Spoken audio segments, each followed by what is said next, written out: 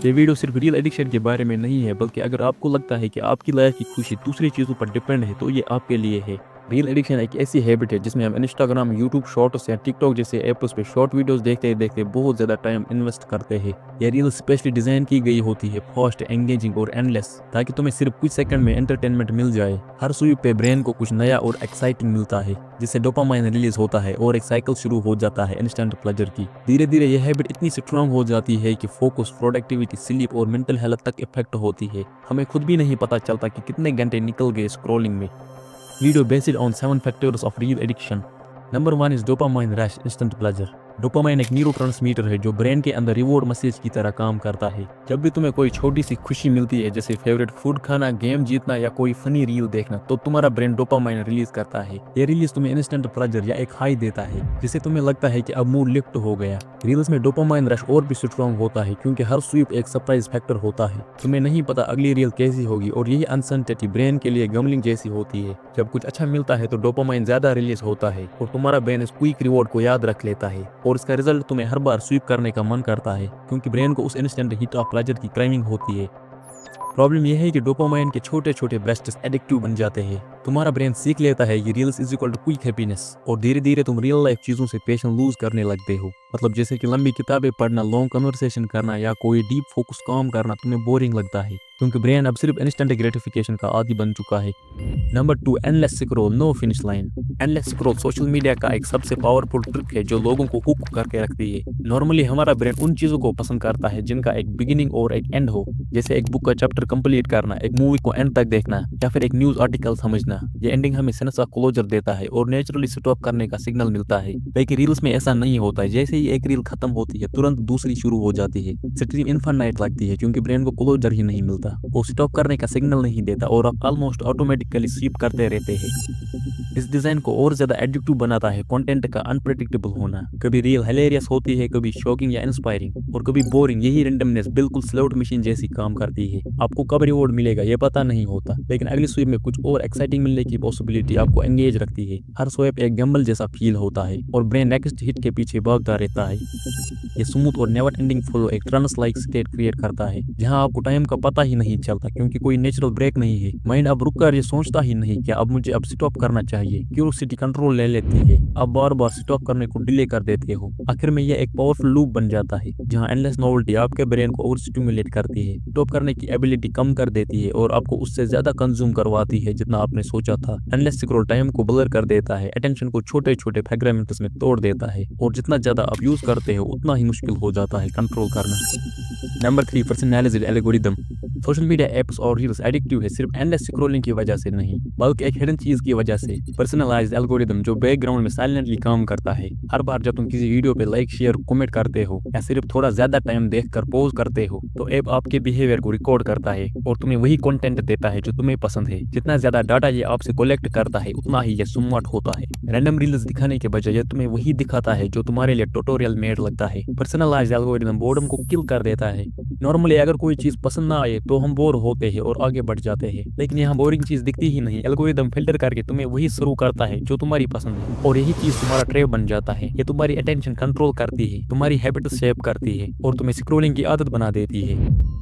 Number 4, escapism and stress relief. जब लोग bore, stressed या लोनली फील करते हैं तो रील्स एक इजी एस्केप बन जाता है। Short and entertaining video instant distraction देते हैं और दिमाग को रियलिटी से थोड़ी ब्रेक मिलती है। साइलेंस फेस करने के बजाय या अपनी प्रॉब्लम हैंडल करने के बजाय इंसान स्क्रॉलिंग शुरू कर देता है या उन चीजों के पीछे भागता है जो उसे अपनी प्रॉब्लम से डिस्ट्रैक्ट करे। They don't accept pain, they chase temporary feeling. ये फील कुछ भी हो सकता है, जैसे अल्कोहल, स्मोक, गर्लफ्रेंड, और इन्हीं सब चीजों से इंसान इस गैप को फिल करने की कोशिश करता है। जब हम रील्स देखना शुरू करते हैं तो रिलीफ मिलता है, जैसे एक फनी क्लिप देख के हंसना या कोई मोटिवेशनल रील देखकर थोड़ा इंस्पायर्ड फील करना। लेकिन ये रिलीफ टेम्पररी होता है। जैसे ही ये फेज खत्म होता है, बोर्डम या स्ट्रेस वापस आ जाता है और दोबारा इंसान इस ऐप को वापस खोल लेता है। धीरे धीरे हमारा दिमाग इस रील स्क्रॉलिंग हैबिट को कंफर्ट, रिलैक्सेशन और इमोशनल सेफ्टी से लिंक करता है। फिर स्टॉप करना मुश्किल हो जाता है। जो एक नॉर्मल टाइम पास था वो धीरे धीरे डिपेंडेंसी बन जाती है, जहां हर अनकंफर्टेबल फीलिंग का सोल्यूशन कोई बैड एडिक्शन बन जाती है। यह एडिक्शन इतनी स्ट्रॉन्ग है कि जब एक इंसान का दिमाग इसी पर डिपेंड हो जाता है तो इसके बिना वो खुद को इनकम्प्लीट फील करता है। प्रॉब्लम यह है कि जब आपका दिमाग किसी चीज पर डिपेंड हो जाता है, जैसे रील्स, गेम्स, स्मोकिंग या कुछ और, मान लो गर्लफ्रेंड, ये भी एक बहुत बड़ी एडिक्शन है, तो वो इंसान जिसकी खुशी किसी और चीज पर डिपेंड हो वो अपना सेल्फ कंट्रोल खो देता है, फोकस, एनर्जी और इमेजिनेशन सब खत्म होता है।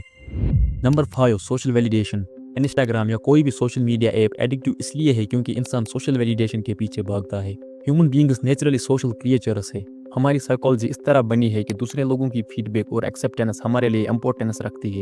एवोल्यूशनरी लेवल पर भी एक टाइम था जब ग्रुप के अंदर एक्सेप्ट होना सर्वाइवल के लिए जरूरी था। अगर ग्रुप रिजेक्ट करता तो इंसान अकेला फील करता और सर्वाइव करना मुश्किल हो जाता। इस वजह से आज भी इंसान वैलिडेशन को जरूरी समझता है। सोशल मीडिया ने इस नेचुरल नीड को और भी इंटेंस बना दिया। जब हम कोई रील या फोटो पोस्ट करते हैं और उस पर लाइक कमेंट मिलते हैं तो दिमाग डोपामाइन रिलीज करता है, वही केमिकल जो खुशी और रिवॉर्ड का फील देती है, और ये एक रिवॉर्ड लूप क्रिएट करता है। पोस्ट करो, लाइक आई, खुशी मिली, दोबारा पोस्ट करो। प्रॉब्लम यह होती है कि धीरे धीरे हमारी सेल्फ वर्थ दूसरे लोगों की नंबर्स पर डिपेंड हो जाती है। अगर लाइक ज्यादा आए तो खुद को वैल्यूएबल फील करते हैं, अगर कम आए तो लो सेल्फ स्टीम फील होता है। यह डिपेंडेंसी बहुत ही डेंजरस है, इसलिए है क्योंकि हम अपनी वैल्यू खुद डिसाइड नहीं करते बल्कि लोग करते हैं। और भी डीप लेवल पे सोशल वैलिडेशन का एडिक्शन एक कंपैरिजन ट्रैप बन जाता है। इन शॉर्ट, सोशल वैलिडेशन जरूरी है, लेकिन जब वो एक्सटर्नल अप्रूवल के बिना हम अपनी वैल्यू महसूस ही ना कर पाए तो ये एक ट्रैप बनता है। रियल फ्रीडम तब मिलती है जब इंसान वैलिडेशन को अप्रिशिएट करे लेकिन अपनी आइडेंटिटी उसके बिना भी स्ट्रॉन्ग रखे। Number 6, parents and childrens. आजकल के माँ बाप बेबीज को चुप कराने के लिए उनके हाथ में फोन देते हैं। इसका क्या असर पड़ता है उन पर?